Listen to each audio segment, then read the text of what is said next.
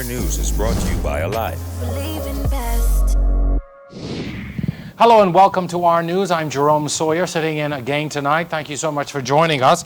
Progressive Liberal Party leader Philip Brave Davis to be airlifted to the United States to undergo treatment for COVID-19. The leader of the official opposition tested positive days ago and has been hospitalized in Doctors Hospital undergoing treatment. Today we learned he's to be airlifted to a facility in the United States where his daughter is a critical care physician. Kyle Walkane gets us started with this report. This is essentially seen as a family matter. The family wishes only certain information to be shared. We're respecting that. After being in Doctors Hospital for several days since confirming on Sunday that he tested positive for COVID-19, the PLP leader is set to be airlifted to a facility in Atlanta, Georgia. Our News understands Davis's daughter, who is an anesthesiologist and critical care physician in the U.S., wishes for him to be closer to her for his care. When he spoke with our news team Thursday morning, Davis said he felt fine and only had a slight cough. PLP Chairman Fred Mitchell says at the moment, Davis's family expresses gratitude for all of the well wishes, but also asks for privacy. The leaders of the party were informed that Mr. Davis has to travel to the United States for medical care, for further medical care. That the family wishes and sees this matter as a private matter, which is personal, and that if there's further information which is available to the party, we'll share that information. But the family wishes the matter to be treated as one of privacy and hopes that there is respect for that privacy. On Sunday, Davis released a voice note stating that he was doing okay and that he was being well taken care of. And while he will be away for a while receiving treatment, the work of the party continues. PLP Senator Dr. Michael Darble also tested positive this week and is said to be doing fine.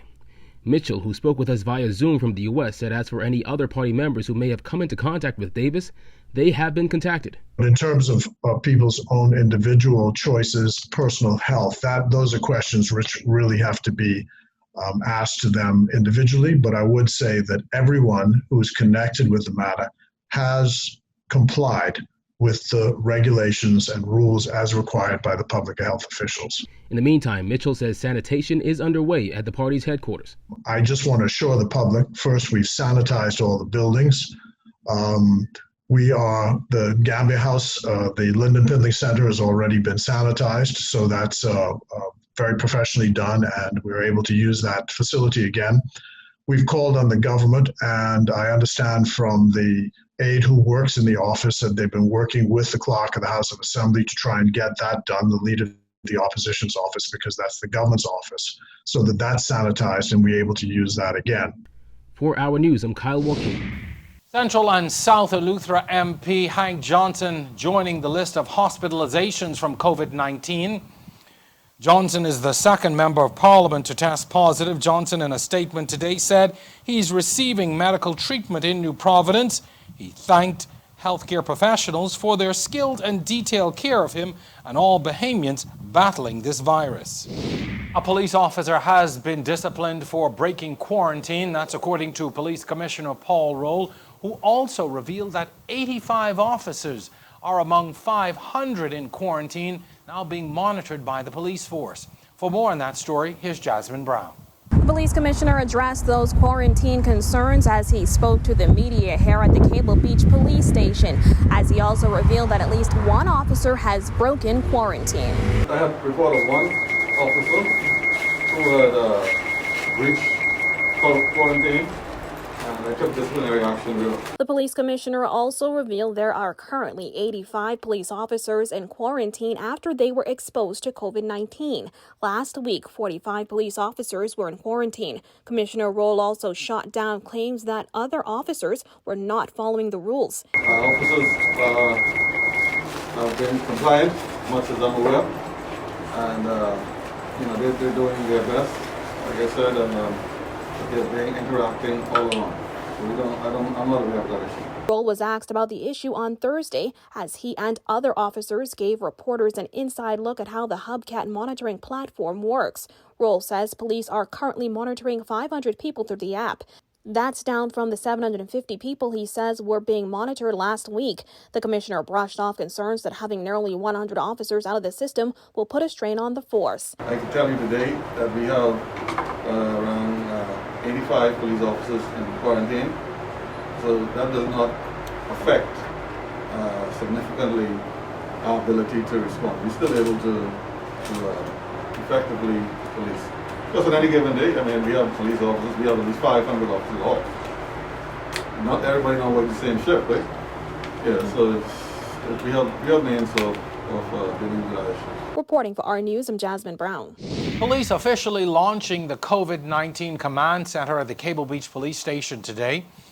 The launch comes in the midst of the second, more aggressive wave of COVID-19. Police are monitoring those in quarantine through the mobile app Hubcat, but that monitoring does not include COVID-positive patients.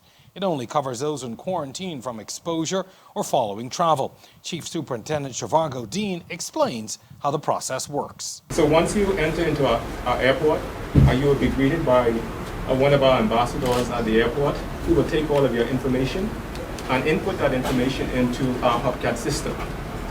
From there, we will give you a period of time to get to your residence.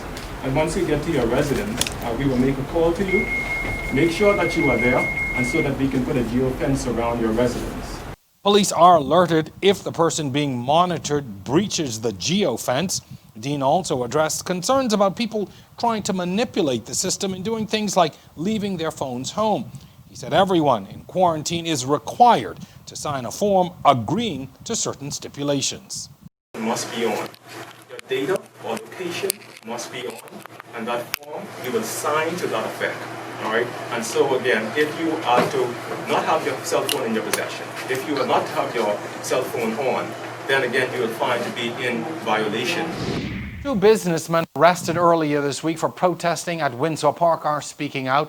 They say they were motivated to act by what they describe as the harshness of the Prime Minister's decision to shut down the country without notice. Here's Jared Higgs with the story. I really felt empowered by my country. 32-year-old Michael Wells knew he was risking arrest when he went to Windsor Park to protest the total lockdown that was implemented with no notice. The straw that brought the camel's back for me is that effective immediately.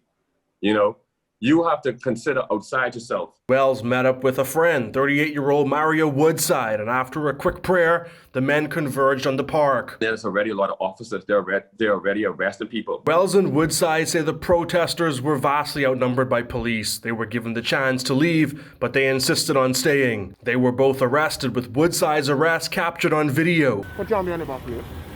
Well, look at that, bro. I know you want it. Police took other protesters to the Wolf Road and Cable Beach police stations, but the men were taken to the Nassau Street police station. It's a terrible experience, bro. I mean, like honestly, when I say terrible, because it ain't jail, but it's a basic, it's the first step before jail, and just to be caged up. After several long hours and no phone call, the men were relieved to hear that their efforts had seemingly paid off. The total lockdown was scrapped, and stores and other businesses were allowed to open as of Wednesday until further notice. The few impacted the many. And to see and witness that and being a part of that was something glorious. Wells and Woodside were among 39 protesters who were arrested at Windsor Park that day. But there was other unrest as police were forced to quell minor pockets in inner-city communities as residents express outrage at being locked down without time to secure essential supplies. Wells says he didn't protest out of need. The entrepreneur sells cars and provides other services for a living. The pandemic has been tough, but not necessarily bad for his business. He says he was motivated to take a stand because he felt the Prime Minister's actions were unfair to Bahamians. It's like watching my brother and my sisters hurt, and I could do something about it. I might not be able to do much. I'm not even talking violence, but I'm able to help it anyway. But I remember hearing them cry. I just remember hearing the chants, and we're not asking for a lot, man. We're just asking for respect. Woodside, on the other hand, owns a photography studio and also admits that he has it better than many who are struggling during these tough times. For him, protesting was meant to show government that people are willing to stand up to it. It don't matter what happens. At the end of the day, I have to let this government know that I personally can't stand for this. The men will go to court next week, where they are expected to face charges for unlawful assembly. Reporting for our news, I'm Jared Higgs. Some inner-city communities getting a visit from the police commissioner himself today. But he wasn't there for his usual policing duties, though. As a matter of fact, he was there encouraging the use of personal protective equipment by actually handing out PPEs. Berthany McDermott was also there. Police Commissioner Paul Roll and a team of officers visited the Windsor Lane area Thursday morning, issuing face masks and bags containing bottles of water to residents of that community. You want some water? Clear your mouth. Clear your mouth.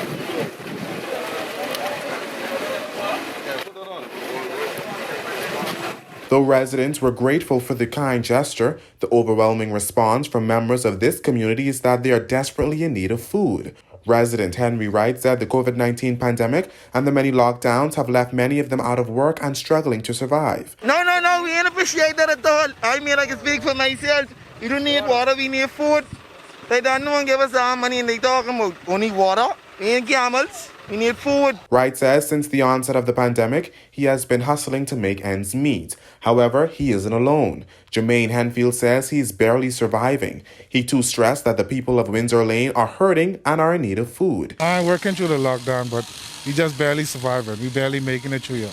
You know what I mean? So we just hope they could do more. We hope the government could do more. People are hungry too, you know what I mean? They just giving out masks and water. That's a start. You know what I mean? We're thankful for it. No, we ain't want to say we ain't thankful for it, but they could do more. You know what I mean? I don't be even sure if they coming back through here or not. They only been through one corner. Shion Lopez says her family lives in a government apartment building which had a fire last year.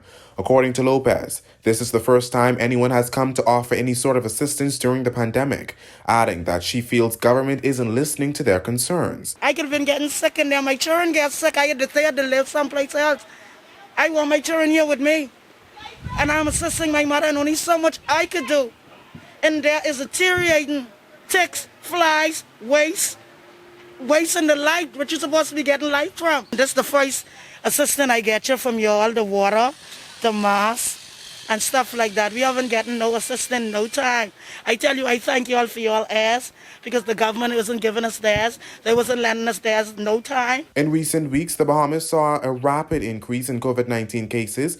Police Commissioner Paul Roll said the purpose of the walkabout is to stress the importance of staying safe and adhering to COVID-19 safety protocols. We just want to say to the people to make sure to wear your PPEs, wear your mask, and practice social distancing. That's the message that we wanted to do here this morning, and we came into this community, and it's hot as you can see, and we kind of gave them a little water to wet your throat. Reporting for Our News, I'm Berthany McDermott. Well, there's more news on the way, but first, here's a look at weather with meteorologist Greg Thompson. Greg?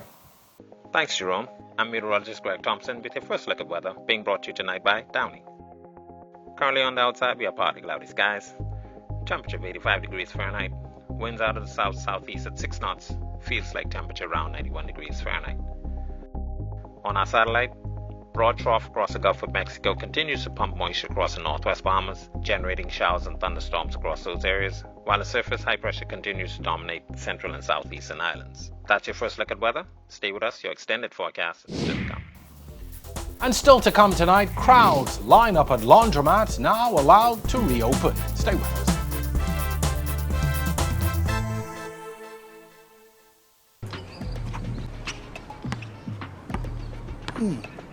Rev up on the next promotion. Okay. Nice. Bye. You give up it.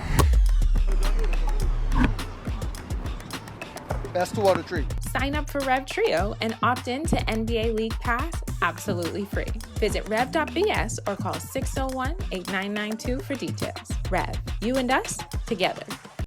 Welcome back. You're watching our news. Laundromats reopened today for the first time since this latest lockdown. Lines and loads of clothes, a clear indication of the eagerness to get in. Giorgio Bain reports. There were long lines at laundromats across the island today after baskets, pillowcases, and even boxes of clothes went unwashed for weeks due to restrictions. Jody thanked the competent authority for reopening laundromats as she was near her breaking point. Because we was getting ready to walk naked. That's how much clothes some people have, and some of us, we were out here like from 5 o'clock. Yeah, when I pull up here, I was like, hold on now. And I was thinking I was so early. Jody said the process ran smoothly, which led her to further question why laundromats were closed in the first place. I don't see what was the necessity of closing the washout, and for so long. With 6 persons in his home, this resident said that he had to resort to washing his children's clothes by hand. I got 6 of us living in the house. Okay? And then they closed the washers to see. That's it. The same thing with the food store. Yesterday I went to the food store. It's like chaos. Fairness. It don't make no sense. While residents were relieved that they were finally able to wash their clothes, Romel Simonet said the long lines outside the laundromats leave residents even more vulnerable to the disease. Well, 5 o'clock I joined the line, and around let me say 40 minutes I get inside, or maybe about 50 minutes. 50 minutes. Almost an hour I joined the line. But it didn't make sense standing out here because you still gotta go inside to wash your clothes, and you still gotta do what you gotta do. Asia said laundromats should remain open even more now due to the pandemic. I don't know why. I don't know why they closed them.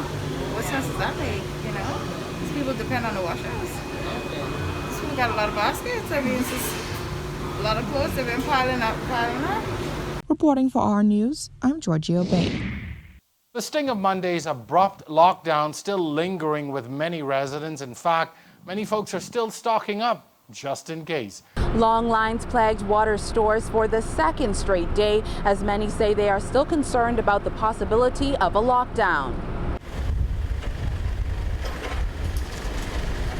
For me, I get concerned about, I guess, my other brothers and sisters who may not be in the position I am to get some things, to do some things, and what do those people do?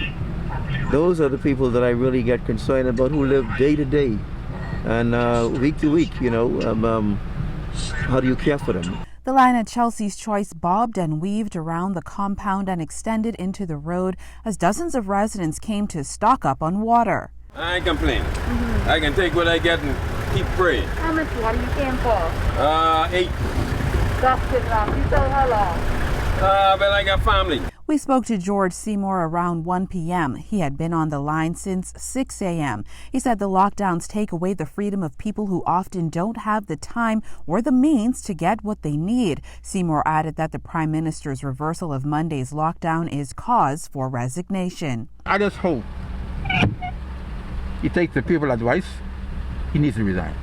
However, not everyone is worried about a lockdown. Wendell King, owner of MD Supermarket, said he came on his regular water run. The store owner had been on the line since 6 a.m., and with many stocking up on goods, he had to make several trips to the depot. Yesterday I came out here twice. The first one was 4 hours, the second one was 2 hours. Just to get 30 bottles of water. It was an entirely different scene at grocery stores. The long lines experienced on Wednesday died down to only a few customers today. Margot McCartney has to shop daily for her clients on the Family Island and said store closures threatened her business. My shopping experience today was, I would say, much more relaxing than it was yesterday. Seeing that I have a business that communicates with the Family Islanders. So I'm like their connector, shopping for them here. So I have to shop every day. But today it's like easy breezy, just like it's a normal day for me. Except for other things that I wish were open. Others came to the store to pick up essentials they could not get yesterday. A lot of the produce is what I really need, but the meat and the grocery items were good. They were good. I could say they was not to the expectation that I was expecting to be. It wasn't that bad. No, not too long. This time, no. Yesterday, be long. Today is quick. It's really good. Reporting for our News, I'm Jillian Gray. Junkanoo groups join hands with the Red Cross to help those in need. That story and more still to come.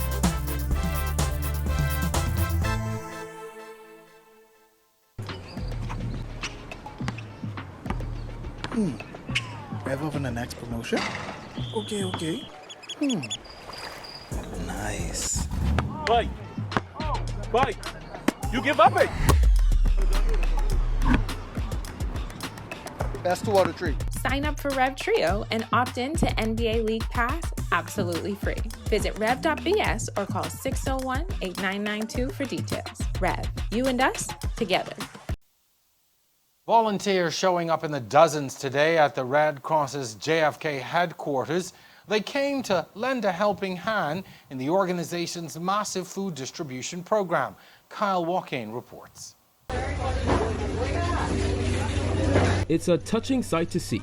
Your everyday Bahamian rolling up their sleeves and getting to work, packing and lifting boxes at the Red Cross as the organization seeks to bring relief to many Bahamians in need. Right now, love is needed, compassion is needed, empathy is needed, and so that's why we find it extremely important to contribute. From the Valley Boys and Roots to Genesis, several Junkanoo groups volunteered their free time and resources.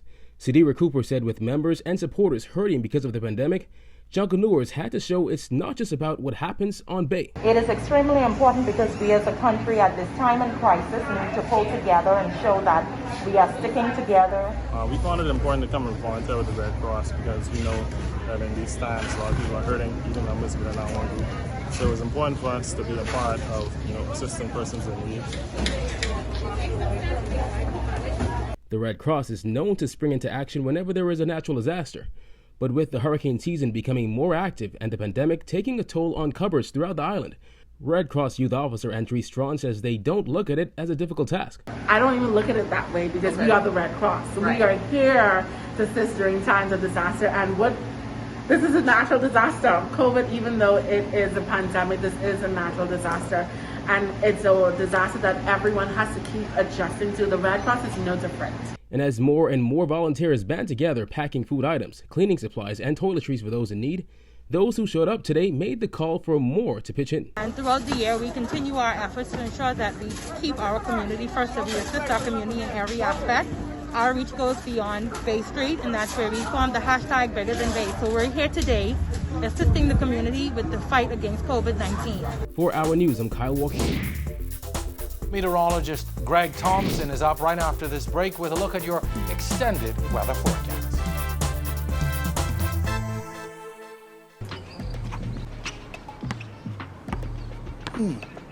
Rev up in the next promotion? Okay. Nice. Bye. You give up it. That's 2 out of 3. Sign up for Rev Trio and opt in to NBA League Pass absolutely free. Visit rev.bs or call 601-8992 for details. Rev, you and us, together. All eyes on the tropics tonight and for the next few days. Here's meteorologist Greg Thompson with a look at our extended weather forecast. Thanks again, Jerome. I'm meteorologist Greg Thompson with your second look at weather. Taking a look at satellite picture, we are watching two systems out there as the tropics start to heat up. Tropical depression number 13, which is to the east of the Leeward Islands, and tropical depression number 14, which is south of Jamaica. But tropical depression 13 is the one we're going to continue to monitor as the system is expected to impact the southeast Bahamas by late Saturday into Sunday, as well as the Turks and Caicos Islands. Both systems, as they continue to move towards the west, expected to strengthen gradually, possibly becoming a tropical storm within the next day or so. Tropical depression 13 is expected to move through or south of the Bahamas between Cuba and our area Sunday through Monday, possibly becoming a hurricane by late Sunday into Monday across South Florida. We're asking all residents to continue to monitor the progress of this system and listen to all alerts being issued by the Department of Meteorology at this time. Taking a look at our boating forecast for tonight through tomorrow for the northwest and central Bahamas. Southeast to southerly flow continuing at 10 to 15 knots, seas running 2 to 4 feet over the ocean, while in the southeast Bahamas and east to southeasterly flow continues at 15 knots, seas running 3 to 5 feet over the ocean. Here's a look now at your national forecast.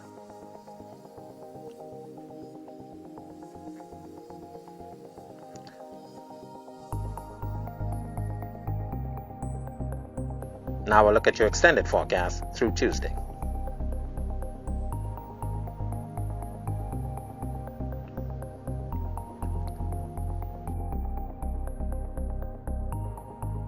That's a look at your weather. Make it a great night, everyone.